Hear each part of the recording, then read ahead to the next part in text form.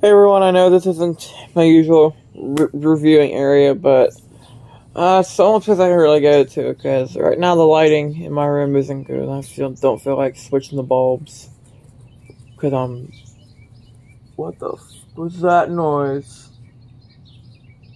That sounded really big. But whoa! Oh.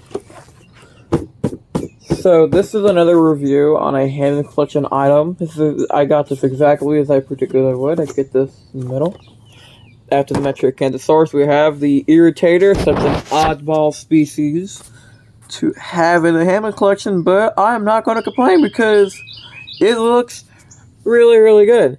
But it also looks really, really different than the original two. Well, actually, the original one looks different than the new one.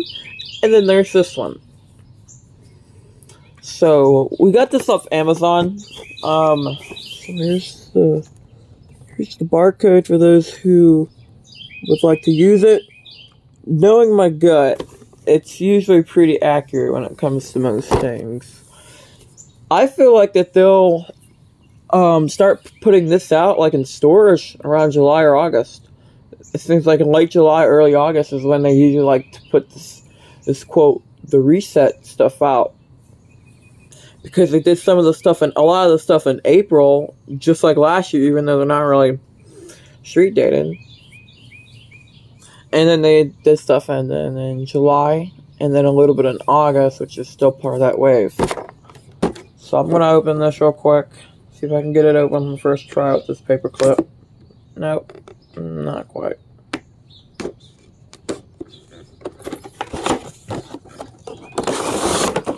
Alright.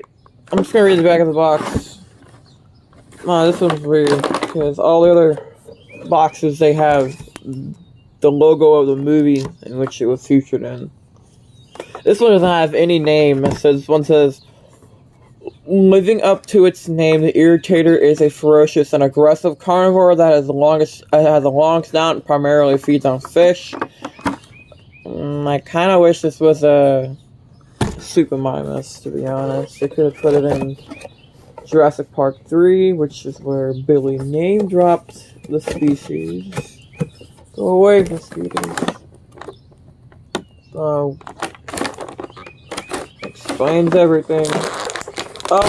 I have the Corythosaurus coming, as a matter of fact, so it's just a matter of time before I get that. Hopefully I do a video Monday, because I got something important to do Monday. I don't really want to explain Monday. I believe it's the 20th. I don't know. But I know it's the 20th. I'm pretty sure it's Monday. Alright, let's close the jaw. Alright, great, the jaw. Jesus, what was that noise? Y'all, it's crazy here. Alright, let's get this review started once I fix the legs, because I want this to stand. There's like one thing I don't like about this figure, and that's the sail. I'm sorry, I don't really like the sail in my eyes. Although it looks more accurate than what it should, it wouldn't have been super bony in real life. It just, I just don't like the look of it, guys. See, I have the other two right here. I'm using the new one as a stand for my phone. So let's take a look at the eyes on this figure. I'm just gonna stand up on this too. I don't care. The eyes are painted in an orangish color with a black pupil. I'm not sure if the pupil's painted or not, but there's black around the eye, so even if it's not, it looks just fine. You have the whole front of the nose. It's painted in black, like jet black, and the bottom of the jaw is painted black too, with a little bit of white underneath. The majority of this figure is casted in almost an eraser shaving gray, with the yellow stripes and patterns all throughout the body, and then going all the way down the tail. See, if they use a sculpt similar to this for a scientifically accurate Spinosaurus, they do a pretty decent job. So the jaw can open up in two ways. It can open there, can open there. The teeth are very nicely done in a very separate plastic. The plastic is an insert, which is how Mattel needs to be doing with all their figures, in my opinion, because it ensures it keeps it keeps the figure, in better condition longer. So let's close the jaw. The jaw actually is a lot smoother than the Metriacanthosaurus I've recently reviewed. Go check that out in the Hammond Collection playlist, and the Jurassic World, and the Dino Trackers playlist. Here's the other side of the jaw. As you can see, it has a small red crest on top of its head. As we go down the body, let's show the underneath the jaw. It looks about like that. I like how it fades into the white. They did a very good job with that fade. You have the neck can be articulated in two spots. It can go, the base of the neck is on a ball joint. I'm about to put this. Yeah, I know they're on the concrete. I'm being very careful with them, so shut the hell up in my comments about it. Go away. And the other part of the jaw is also on a smaller ball joint with a little bit less articulation, but that's okay. That's normal for these figures. You also have these small scales on the top of the neck. There's 2 rows of scales. Actually, I lied. There's 3. Well, I only say 2 because when you look at it, you only see the 2. The white goes all the way down to where the hip is, which is something Mattel really could have done. Because maybe if they would have painted all the crocodilian scales white, which would include, it would have to go to there. Other than that, the rest of the figure is good. I don't hate the sail, I just don't like the look of it. But I'll live with it.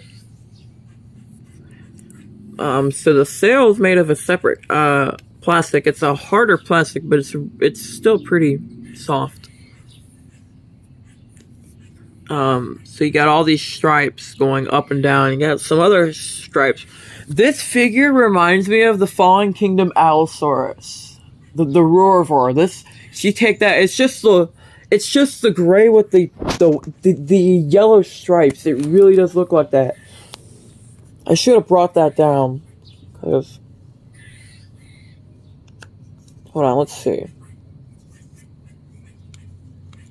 So, the arms can move around a couple ways. They can go out and in like that. They can go all the way out like that. They can go forward. I mean, they can go all the way around. All the way around. It's neat. You can go back. It's elbows, and it can spin around. Now, another thing I just noticed, is something I don't like about the figure, is that it doesn't have its infamous large, claw. See, the original one kind of has it, but the new one definitely has it, because they got the new one very, very right, in my eyes. But this one doesn't have a large claw, but it's okay, I guess, but the other arm can do the same thing. I figured I'd use natural lighting in my review, so I went outside. I didn't want to go in the grass, I didn't want to get any more bug bites. So the legs, whoa, hold on. Alright, good. The leg can go backwards. Actually, it stops there. And it can go forward to there. It can go all the way up. Alright, and the hips can go out and in like that. The knees can go forward and backward. They can go side to side. The ankle, this is technically its ankle here. It can do the same thing as the knee, but it doesn't go all the way back. Piece of plastic stopping it there. I'm not even sure what's in the shot and what's not. So we got this. They can go all the way around. And it's very early, so I probably haven't uploaded this till fairly late. And the other leg can do the exact same thing. Forward, backwards, out. Oh, so now that wasn't in the shot. I'll redo it. The hips can go out and in. Oh, wait. My leg's stuck. Alright, there you go. Alright, I'm not going to do anymore. Alright, to tell as all of the Hammond Collection figures, except 3, maybe 4, tails, They have bendy wire in them. The only figures that aren't like that are the Triceratops, the Ankylosaurus, the baby Stegosaurus, and Geostormbrogia, which the Brachiosaurus technically would fall in that line.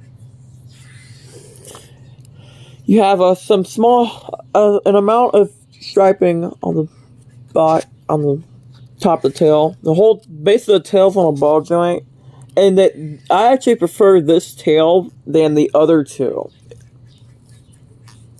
And it's got bendy wire in it, so you can get the shot of it like swimming. Like I want to get the shot of this fully submerged in the water, and you just to get the top part of it. Alright, and now let's compare it to two figures that I happen to bring down. I'm trying not to get the webs all over it.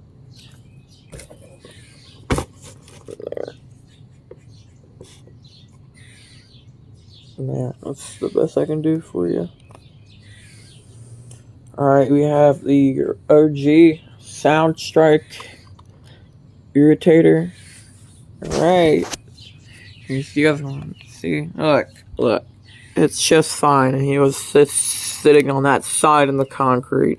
I know how to take care of these toys. And then we have the Wild Roar Irritator. So, honestly, here's my opinion. Paint-wise, first one. Sculpt-wise, the Wild Roar. But I also like the paint on the Hammond one.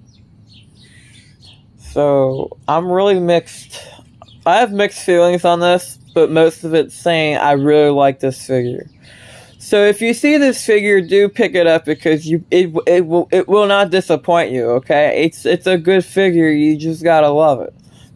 I'm being stupid. So I'm gonna go. I got 2 kittens to take care of. Sorry guys, I gotta go. Peace.